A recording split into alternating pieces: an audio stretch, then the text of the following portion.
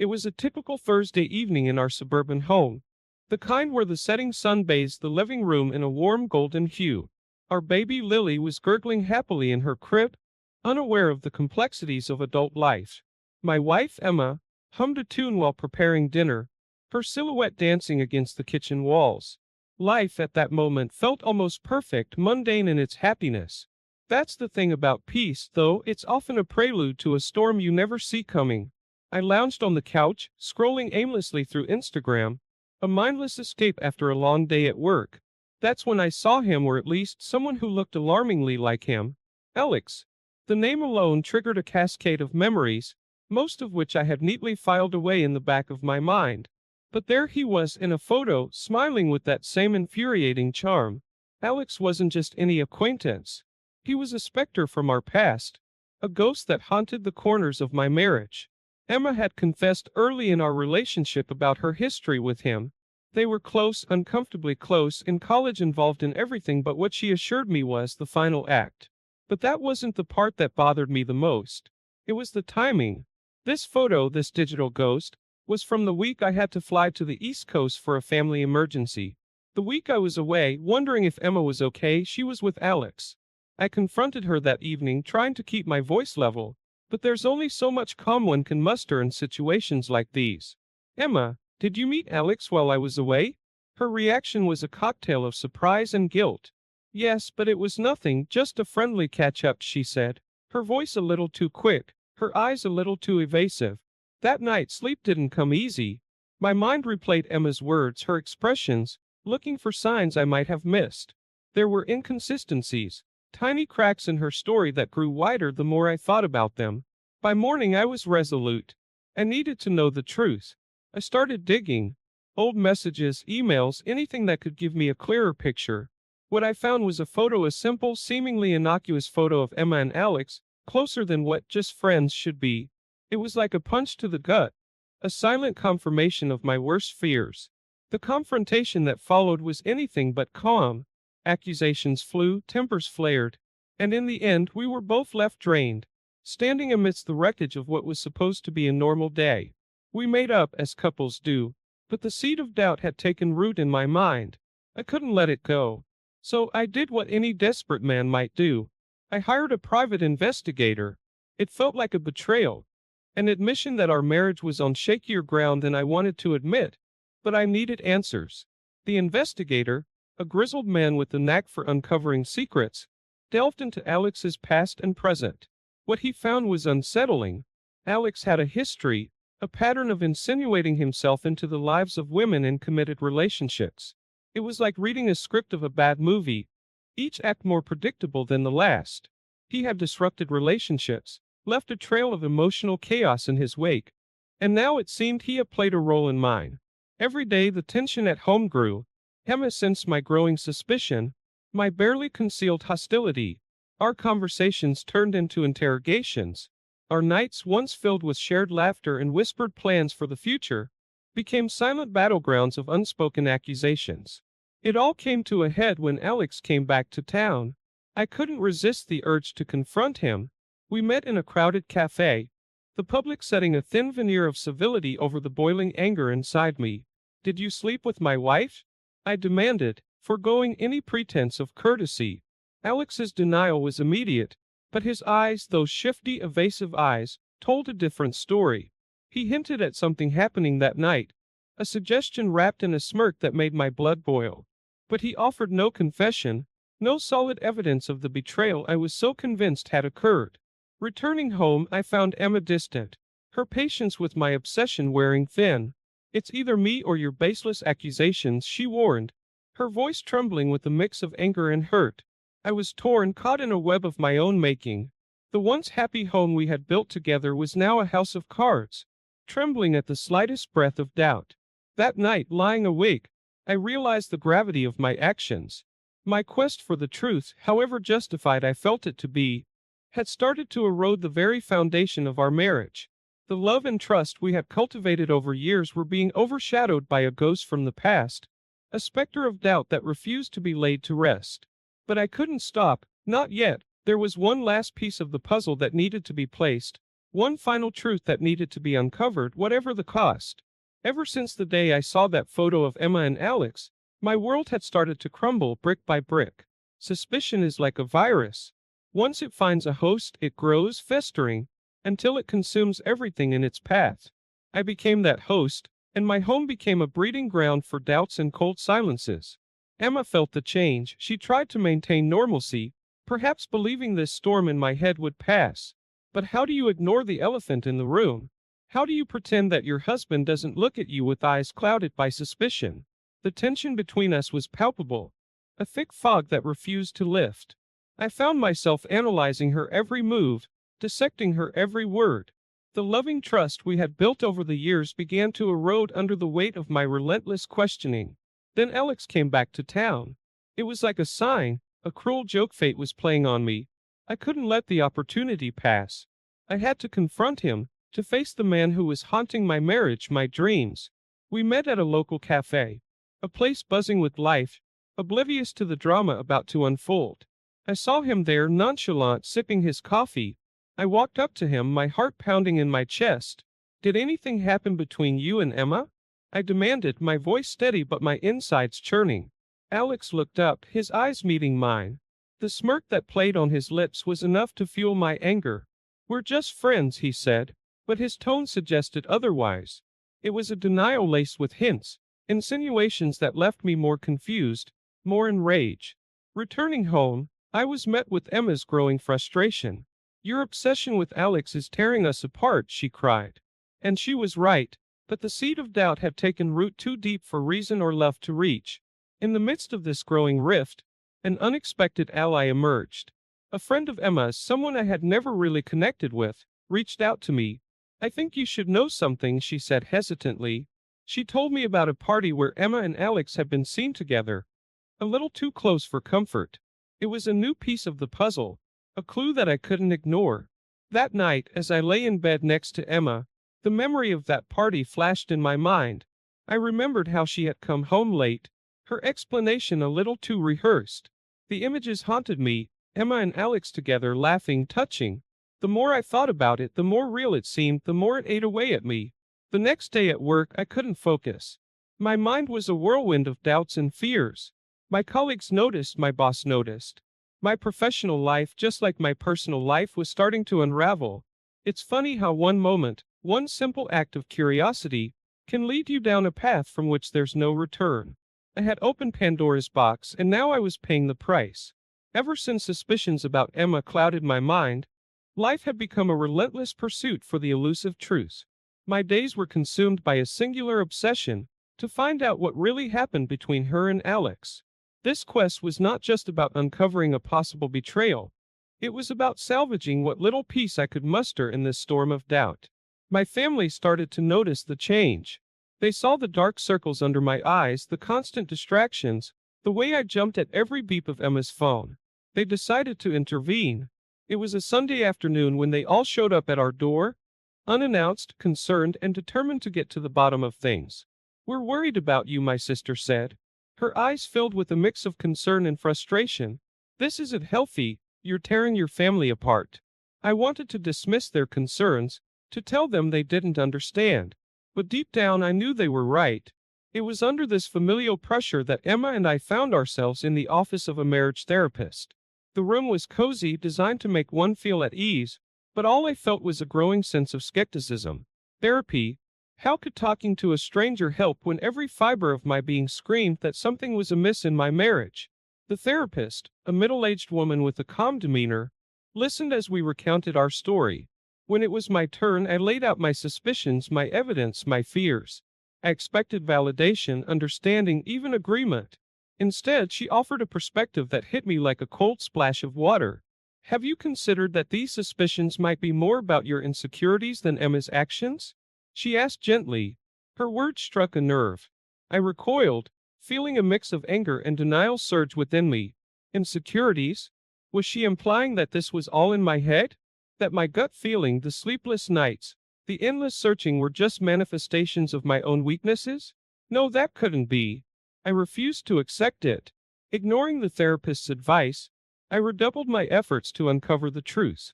I started digging deeper, revisiting old messages, eyeing every interaction between Emma and Alex that I could recall. The more I searched, the more convinced I became that there was something to find. I combed through phone records, credit card statements, anything that might serve as a piece of the puzzle I was desperately trying to solve. Nights were the hardest. Lying next to Emma, I felt miles apart from her. The woman I once shared my deepest secrets with now felt like a stranger. Each night, as she drifted to sleep, I lay awake, my mind racing with theories and possibilities. My days at work became a blur. Meetings and deadlines passed me by as my concentration waned. Colleagues started whispering, noticing my haggard appearance and distracted demeanor. My boss called me in, expressing concern over my performance. But none of that mattered. The only thing that mattered was the truth. The strain began to show in every aspect of my life. Friends started to keep their distance, unsure how to approach me. Family gatherings became tense, filled with unspoken questions and pitying glances. My world, once so full of laughter and love, had narrowed down to a single consuming obsession. As the chapter of my life filled with doubt and suspicion continued, I couldn't help but wonder where it would all end. Would I find the truth I was so desperately seeking, or would this journey lead me down a path of irrevocable ruin? The days were blending into each other, each one a mirror image of suspicion and unrest. The walls of our home, once filled with warmth and laughter, now echoed with the cold silence of a marriage hanging by a thread. My relentless pursuit for the truth about Emma and Alex had taken its toll, and yet I couldn't stop. It was a freight train of doubt, and I was powerless to jump off. Then one evening, as I was rummaging through some old boxes in our attic, I stumbled upon something that stopped me dead in my tracks. Tucked away beneath a pile of forgotten knickknacks was a small, beautifully wrapped gift. Curiosity piqued, I unwrapped it to find a delicate silver bracelet, elegant and unmistakably expensive. But it was the note that came with it that turned my world upside down. To Emma, with all my love, Alex. The discovery felt like a punch to the gut. All those denials, all those reassurances from Emma, suddenly seemed like nothing but well-crafted lies. The rage boiled inside me, a tumultuous storm threatening to burst. I confronted Emma the moment she walked through the door. The bracelet and note in my hand were the only evidence I needed. "Explain this," I demanded, my voice barely controlled. What followed was a torrent of accusations and denials, a verbal clash that shook the very foundation of our home. Emma's insistence that it was just a friendly gift from a long time ago fell on deaf ears. My mind was made up. The fight reached a fever pitch, and in the heat of the moment, Emma made a decision that would change everything.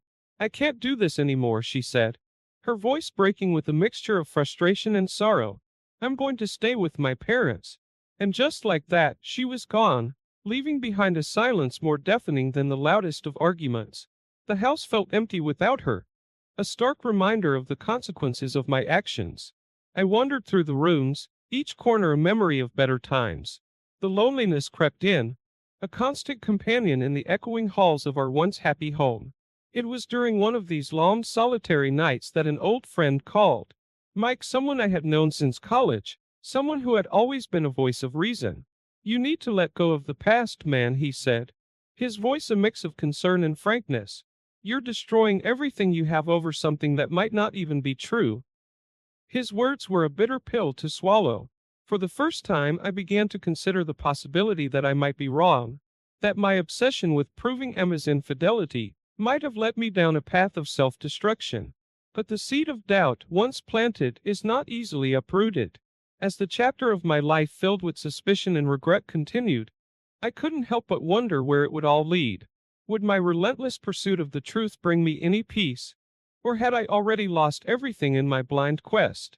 The nights grew longer, each one a relentless echo of my own thoughts.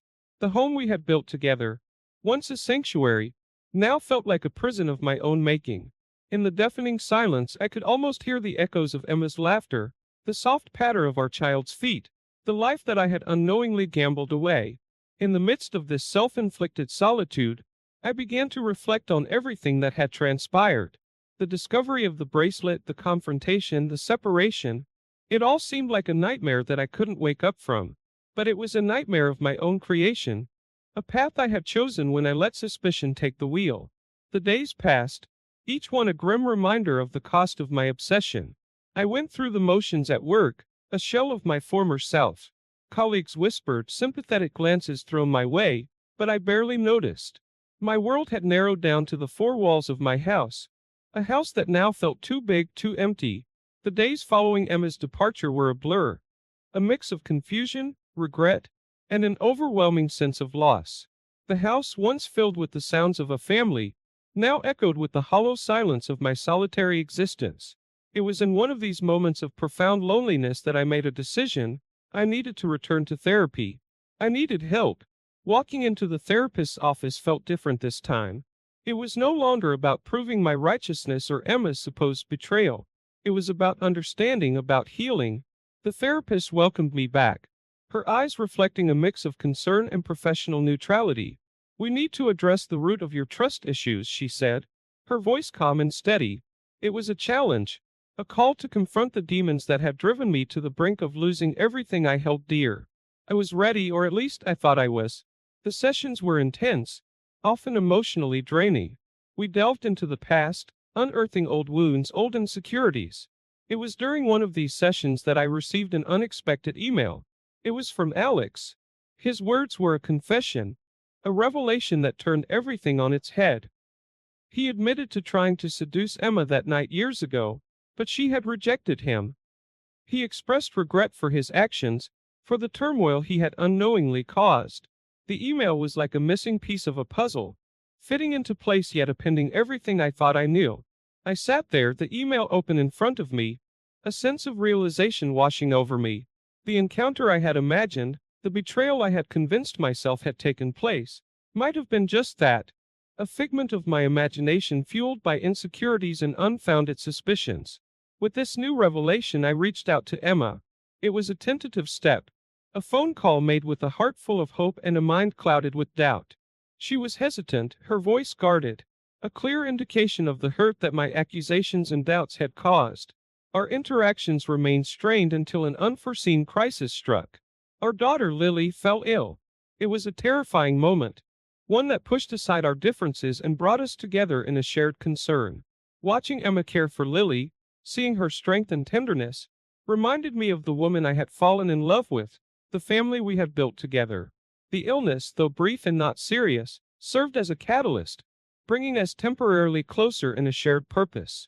It was during these moments, in the quiet of the hospital room, that we found a semblance of our old selves, a glimpse of what we had once been. Then came another twist, a call from Alex. His voice was a reminder of the chaos he had unwittingly caused. But this time he offered a confession that echoed the contents of his email. He admitted his attempt to seduce Emma and her rejection of his advances. Hearing it from him directly was different. It carried a weight that the written words couldn't convey. The guilt and shame that followed were overwhelming. I had allowed my insecurities to dictate my actions, to cloud my judgment. The realization that Emma had been truthful all along, that she had endured my accusations and doubts with a clear conscience, hit me like a tidal wave. I struggled with these emotions, the guilt gnawing at me for not having trusted the woman I had vowed to love and cherish. The damage I had caused to our marriage, to our family, seemed insurmountable. The trust we had once shared, now shattered by my own hand. In the midst of this turmoil, I found myself reflecting on everything that had happened. The suspicions, the confrontation, the separation, it all seemed like a tragic misstep, a journey down a path that should never have been taken. The days that followed were filled with a desperate attempt to make amends. I apologized to Emma, my words heavy with the weight of my remorse. But apologies, I knew, were not enough to heal the wounds I had inflicted. In the aftermath of revelation and regret, I found myself standing on the fragile ground of our damaged relationship. The air between Emma and me was thick with unspoken words and buried emotions. I knew I had to take the first step towards mending what I had broken. I apologized to Emma, my words heavy with the guilt of my misguided suspicions. I watched her face as I spoke, searching for a sign of forgiveness, a glimmer of the love we once shared. But all I saw was the deep hurt that my actions had caused, a pain that my words could barely touch. It was then that Emma laid down her ultimatum, her voice steady but her eyes betraying the turmoil within. "I can come back, but only if you trust me completely," she said. Her words were a lifeline, a chance to salvage the remnants of our marriage. I agreed without hesitation, desperate to prove that I could be the man she once believed me to be. We began the arduous process of rebuilding our relationship, each day a step on a long and uncertain path. We attended therapy sessions together, worked on communication, and tried to rekindle the affection that had once come so easily. But the scars of doubt run deep, and the foundation of our trust had been shaken to its core. Just when it seemed like we were making progress, my old demons resurfaced. I overheard a phone call that Emma made one evening, her voice low and hushed. The contents of the conversation were innocent enough, but to my once again suspicious mind, it sounded like a secret being kept from me. This seed of doubt grew rapidly, fed by the memories of past betrayals and unresolved insecurities. I confronted Emma, my accusations more a reflection of my own fears than her actions. The argument that ensued was explosive, a culmination of months of tension and heartache. Emotions that had been simmering beneath the surface erupted. Accusations, regrets, and painful truths were hurled with reckless abandon. It was a catharsis of sorts, a purging of all the bitterness and mistrust that had poisoned our marriage. As the dust settled, we found ourselves at a crossroads. The final confrontation had laid everything bare, leaving us exposed and vulnerable. The path forward was unclear, the damage seemingly too extensive to repair. The chapter of our lives filled with suspicion, confrontation, and the relentless pursuit of a truth that almost destroyed us was coming to a close. But the future of our marriage, once a certainty, now hung in the balance, a question mark looming over our heads. The days that followed were a mix of awkward silences and tentative conversations. The intensity of our final confrontation had left us both raw, unsure of how to navigate this new reality we found ourselves in. The home we shared felt different now, each room a reminder of the battles we had fought within its walls. Trying to rebuild what we had seemed like an insurmountable task, the trust that is the bedrock of any relationship had been fractured, and I was painfully aware that it was my own actions that had caused the most damage. Despite the challenges, we both knew that giving up wasn't an option. We had invested too much in each other, in our family, to let it all fall apart. So we continued to work through our issues, each small step forward a victory against the doubts that had once threatened to consume us.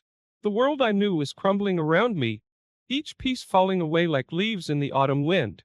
The home that once echoed with laughter and love now whispered with ghosts of a past too painful to recall. In this desolate landscape Emma stood, her eyes a mirror to the soul she had bared. She had something in her hand, a piece of paper that trembled slightly as she held it out to me. "I want you to read this," she said, her voice a mere whisper yet heavy with unspoken emotion. It was an old email, one I had never seen before, from Alex to her. It spoke of an unrequited love, of a pursuit she had never welcomed, of her loyalty to me. The words hit me like a tidal wave, washing away the last vestiges of my doubt, but leaving behind a stark, painful truth. Emma had been innocent all along. The revelation shattered the last remnants of the trust we had clung to. The realization that my obsession, my relentless pursuit of a falsehood, had led us to this point was a bitter pill to swallow. The foundation of our marriage, once solid and unyielding, now lay in ruins at my feet. In the wake of this discovery, Emma made a decision that would forever change the course of our lives. She decided to leave, to take our child and start anew, away from the wreckage of our once happy life. Watching her pack, each item a memory, a shared moment, was like watching the final chapter of our life together being written in real time. The door closed with a soft click, a sound that reverberated through the empty halls of our home. I stood there, a solitary figure amidst the chaos of my own making. The loss was overwhelming, a physical pain that gripped my heart and refused to let go. In the silence that followed, I was left to reflect on the destruction my actions had wrought. My once beautiful family, now a casualty of my unfounded suspicions and unrelenting paranoia. The realization that I had destroyed the very thing I had vowed to protect was a crushing weight on my soul. As the days turned into weeks, and the weeks into months, I found myself alone with my thoughts, a prisoner of my own mind. The lesson I had learned was a harsh one, a testament to the destructive power of doubt and the fragility of trust.